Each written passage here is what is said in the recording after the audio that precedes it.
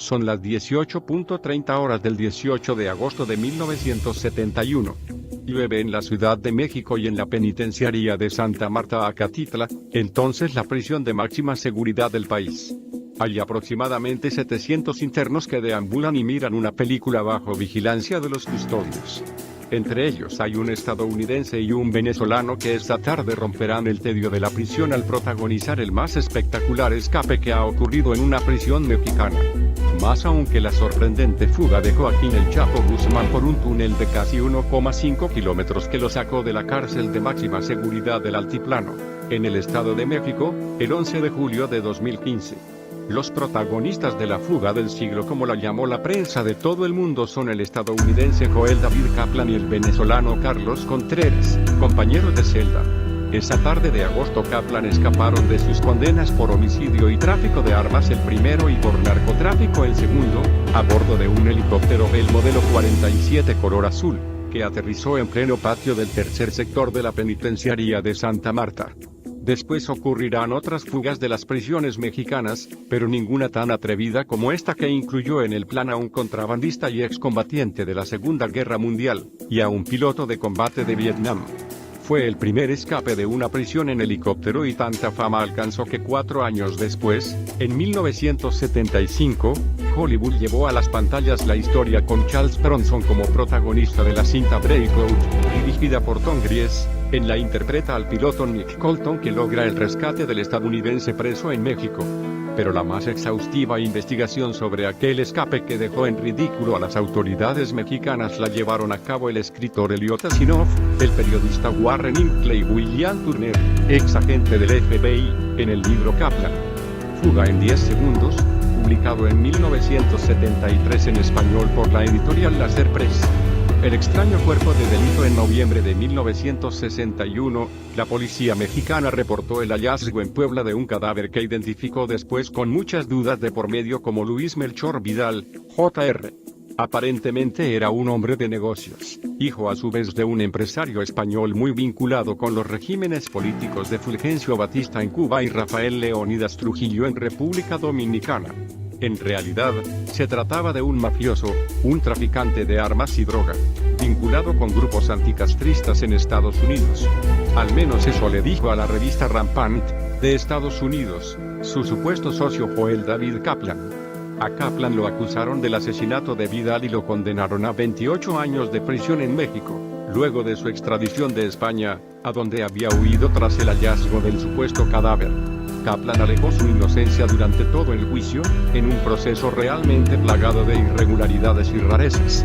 Entre otras, que nunca pudo comprobarse en realidad la identidad del cuerpo de Vidal, supuestamente encontrado bajo tierra, solo con los pies descubiertos y al parecer ya devorado en parte por perros callejeros. Su ropa y sus pertenencias además habían aparecido, extrañamente, en una carretera rumbo a Cuernavaca, muy lejos de donde habían sido hallados sus restos. De acuerdo con la investigación que en su momento llevó a cabo la revista Rampant, dirigida entonces por el periodista Warren Hinckley, a Vidal lo reconoció un camarero del Hotel Continental Hilton, donde estaba hospedado antes de su desaparición, y una supuesta esposa, Teresa Carrasquillo, que en realidad nunca se había casado con él. Cuando apareció el supuesto cuerpo de Vidal, un detalle llamó la atención de las autoridades y los periodistas estadounidenses: el muerto tenía los ojos cafés y no azules, como Vidal. Signo de interrogación abierta. ¿Cómo explica usted el cambio de color de ojos de su marido?, preguntó el fiscal a la esposa de Vidal durante el juicio. Seguramente alguien sacó los globos oculares de mi esposo y puso los de alguien más, explicó ella. Kaplan alegó que detrás de la acusación en su contra había intereses políticos que pretendían incluso asesinarlo, y culpaba de la trama a un tío suyo de nombre Jacob M. Kaplan, también empresario azucarero, vinculado con la CIA y señalado como financiador de grupos de ultraderecha en distintos países de América Latina, a través de una fundación que llevaba su nombre. Kaplan y Vidal incluso aparecieron en las investigaciones periodísticas como personajes de la trama de Bahía de Cochinos, la fallida invasión anticastrista de abril de 1961, apoyada por Estados Unidos. traficante de pornografía con cargos en Estados Unidos, vinculado a espías rusos y señalado en varias ocasiones como agente encubierto de la CIA. Kaplan alegaba que por su papel en Bahía de Cochinos estaba en la cárcel, y que Vidal en realidad había planeado y aparentado su muerte para dejarlo con toda la responsabilidad. Ninguno de sus argumentos lo salvó de una condena de 28 años de cárcel. Santa Marta, el infierno. Kaplan no soportaba el encierro y su ánimo iba en picada. No resistirá mucho, le advierte en una carta a un corresponsal estadounidense de nombre Pearl González a su hermana Judy. En septiembre de 1967 la Suprema Corte de Justicia de la Nación había rechazado de manera definitiva su último recurso de apelación presentado por su abogado y ya no había nada más que hacer. La fuga era su única opción para salir de la penitenciaría de Santa Marta a Acatitla. Inaugurada el 14 de octubre de 1957 como una cárcel de máxima seguridad, a Santa Marta llegaron los reos más peligrosos de México, internos antes en el famoso Palacio Negro de Lecumberri, hoy Archivo General de la Nación, la más tétrica de las prisiones que operó durante 76 años. Era Santa Marta, un agrupamiento de pabellones para más de 1 millar de habitantes, circundando con un par de murallas altas y seguras, custodiado por esbeltas torres de vigilancia. Dentro había zonas extensas de trabajo en una nave industrial que jamás conoció Lecumberri, de recreo, de enseñanza y aún de oración. En un costado se alzaba la hermosa capilla para diversos cultos, cuyo frente exponía una pintura mural de Arnold Belkin. Detrás de esta descripción que ofrece el libro El final de Lecumberri, de Sergio García Ramírez, quien en 1961 fungía como delegado de Prevención Social de la Secretaría de Gobernación, ocurrían historias de horror tras las rejas. Particularmente en las zonas olvidadas, como llamaban a las celdas de confinamiento ubicadas en el dormitorio 5, que entonces eran selladas con soldadura y reservadas sobre todo a disidentes políticos y los más violentos delincuentes. Allí mandaban a los internos golpeados, sin comer ni ver la luz. Para un mafioso estadounidense acostumbrado al lujo, Santa Marta debió ser lo más parecido al infierno. No obstante, Kaplan gozaba de privilegios inalcanzables para el resto de los internos, gracias a los sobornos y la arraigada corrupción en las cárceles mexicanas. Según el libro Kaplan, Fuga en 10 segundos, el estadounidense gozaba en prisión de una celda solo compartida con el venezolano que lo acompañó en su escape, visitas conyugales ilimitadas, noches de póker, buena comida, whisky y ron. Nada compensaba el encierro y su cabeza comenzó a urdir ideas de fuga. Los insólitos intentos de escape antes de lograr la fuga del siglo. Kaplan tuvo otros malogrados planes de escape, que significaron miles de dólares en sobornos. Entre otros, aparentar una apendicitis para salir de la penitenciaría en ambulancia.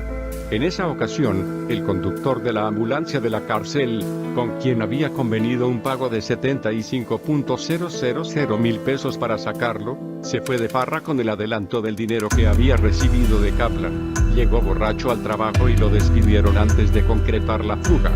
El plan era sacar a Kaplan enfermo de la cárcel, trasladarlo en ambulancia hasta un domicilio en la Ciudad de México y allí dejarlo en manos de 2 mujeres estadounidenses y un canadiense manco que lo llevarían hasta la frontera con Estados Unidos, haciéndose pasar por turistas. Kaplan también intentó salir por un túnel cavando desde el gallinero instalado en un terreno que había adquirido una pareja de mexicanos en la zona del ex lago de Texcoco, apenas a 200 metros del patio del dormitorio 1 donde estaba su celda. En esta ocasión el plan avanzó hasta topar con la piedra volcánica del subsuelo, que impidió seguir cavando. De la cabeza de Kaplan surgieron otras ideas de fuga y de la cartera de su hermana Judy el dinero para financiarlas.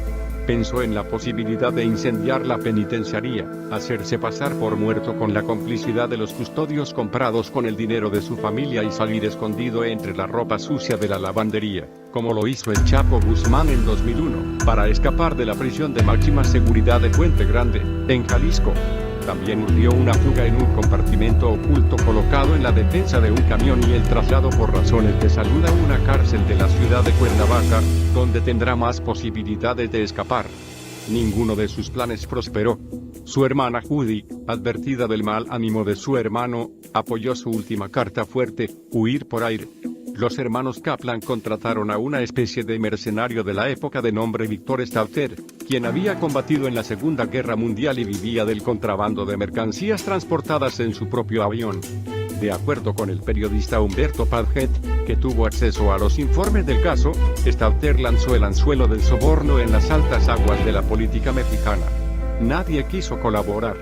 De por medio estaba la relación con Estados Unidos y particular interés de la CIA en Kaplan por sus antecedentes. Sin embargo, el plan siguió.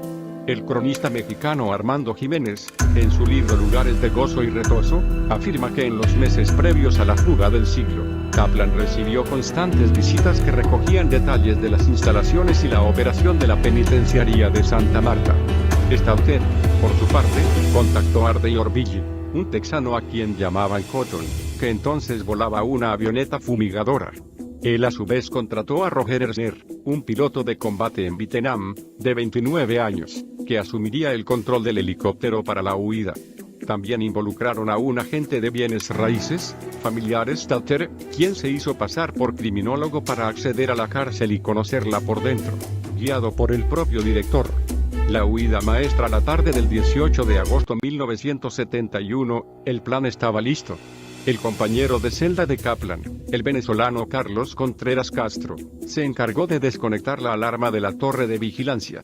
A las 5:53 de la tarde, de la ciudad de Pachuca, en Hidalgo, despegó Roger Ersner a bordo del helicóptero Bell modelo 47 pintado de azul, que lo hacía aparecer como uno más de los que utilizaba la policía entonces. A las 6:35 de la tarde, entre la lluvia, aterrizó el helicóptero en el patio del tercer sector de la penitenciaría de Santa Marta, Acatitla. Los custodios reaccionaron tarde. Notaron apenas que la matrícula no correspondía a las aeronaves de la policía. Un vigilante de nombre Victoriano Cruz intentó disparar, pero su arma se trabó. Los vigilantes en las torres no supieron qué hacer, estaban confusos, dudaban si saludar o disparar debido al color azul oficial, escribe Jiménez.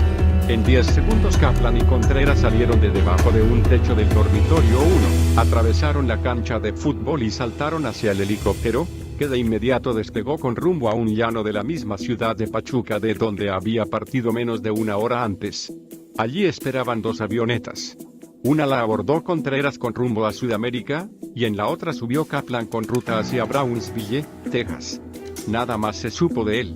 En solo 10 segundos, el estadounidense había logrado huir luego de 8 años en prisión. La suya fue la fuga del siglo. Más información en el blog del narco.com.